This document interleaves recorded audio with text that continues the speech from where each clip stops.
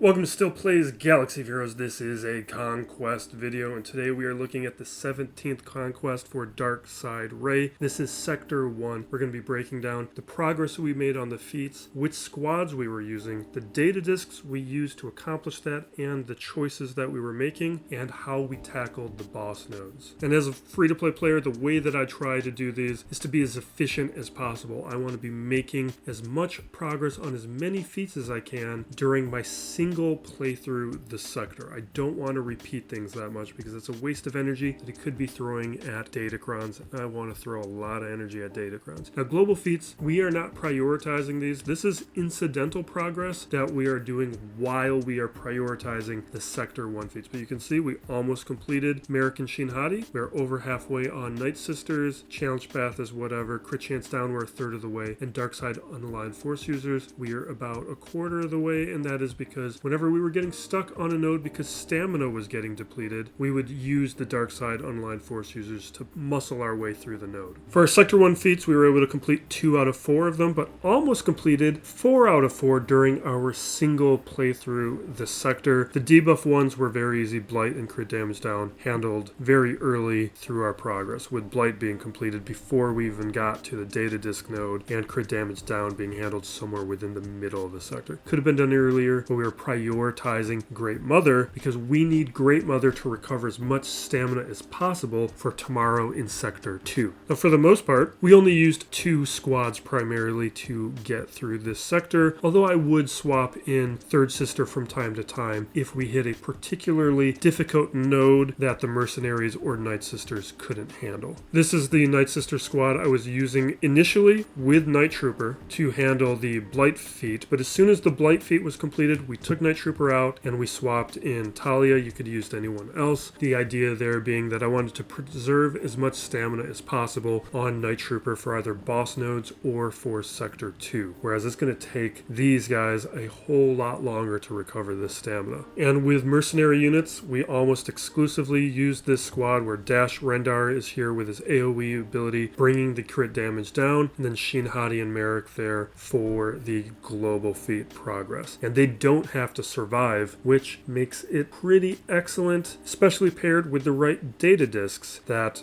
made this a low star win, but it would get through it. And you can see here in the second half, especially as stamina was getting lower, most of these that are 1 out of 3, these are nodes where the mercenaries were winning, but losing Shin Hati and Marrok. Data disks, and we did have a lot of good fortune here. I was able to craft a very synergistic, very strong set very early into this conquest with the options that we were receiving, where we basically created that old Bosk auto win set that we had a long time ago early in the Conquest and Data Disks days, where we have Caustic Emissions, which is giving us extra debuffs. We have Amplify Agony to pair with that, which also goes very strong with Dash Rendar and his AoE ability, which applies a lot of debuffs. And then we have Thermal Exhaust, converting those debuffs into thermal detonators. And then on top of that, pairing one of our newer disks, Invasive Endings,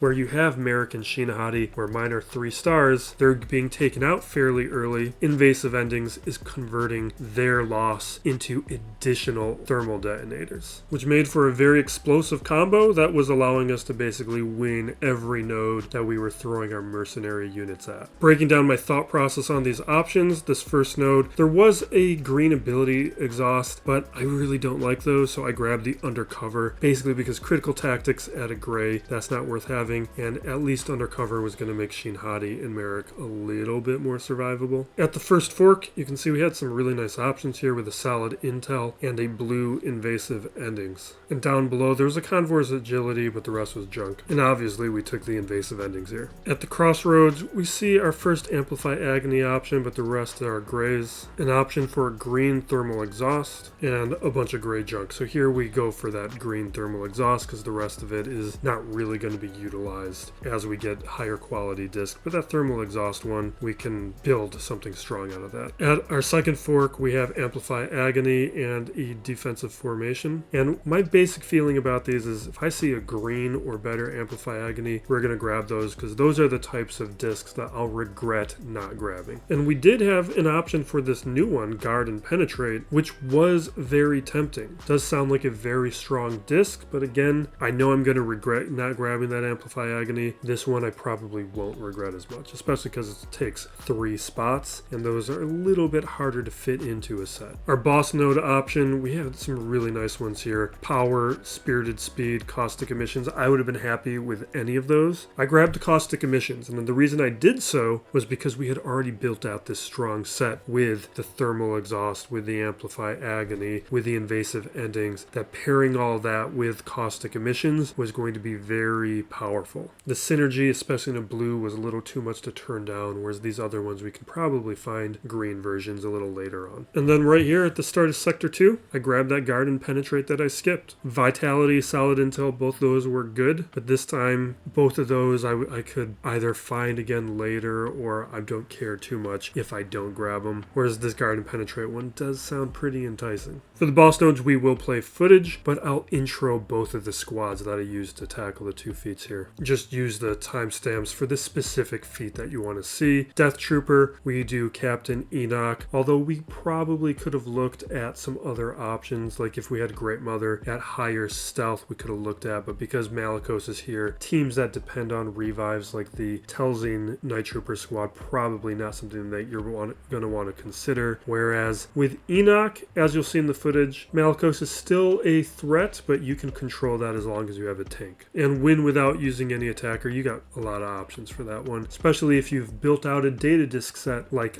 I have. We'll show 1 or 2 versions of how we can handle this.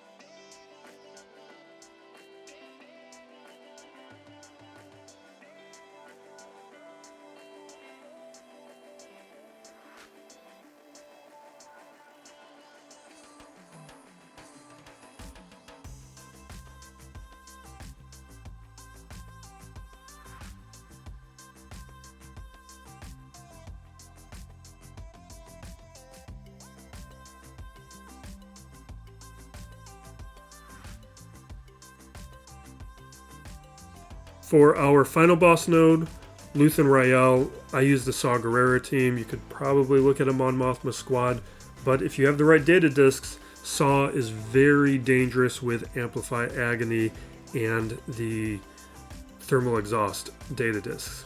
Marrok surviving, your best option is going to be doing it under Third Sister. That's one that I had to do until later, and I actually had to pick up some of those stamina refreshes so that my Marrok would be survivable, because at 3 stars, he couldn't take too much of a hit.